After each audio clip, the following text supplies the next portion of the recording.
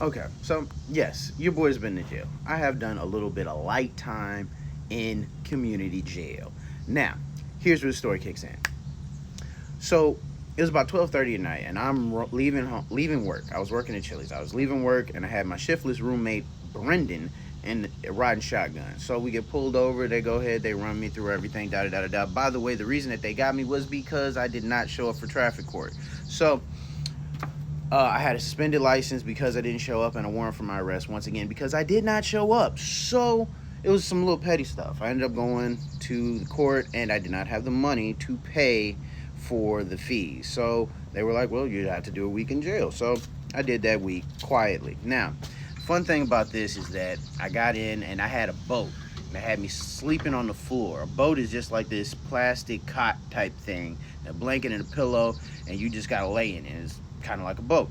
So I go in with my boat and my blanket, and it's like 30 guys in this cell block. And I remember I put my boat up against the wall, and this dude came out of one of the cells and he handed me a book. And he was like, "Here you go." And I was just like, "How long do you think I'm gonna be here?" No biggie. I still took the book. I think it was like a Clive Cutler or Cussler book. I don't remember, but it was something I had no intention of reading. Then I remember somebody called out. They was like, "Yo, OG!"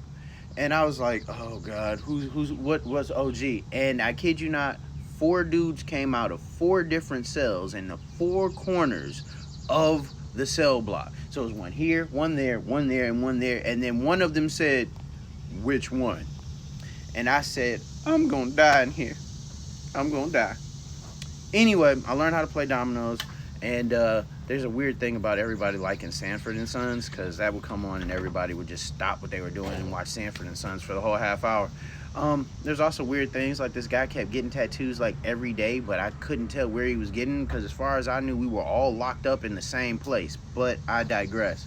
It was an interesting time that was had by a guy took a shit in the shower. That was fantastic right before he got let out.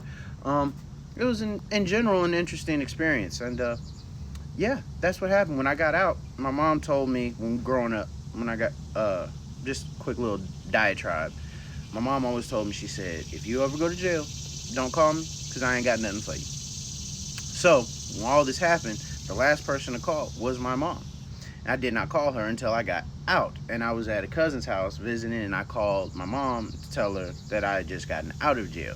And she was like, "So you didn't call me?" I said, "No, you told me never to call you." And she said, "Good job," because I wasn't going to help you anyway. And yeah, it's a fantastic story about my little stint in jail. You guys have a great day. Make it good. That's all I got to tell you.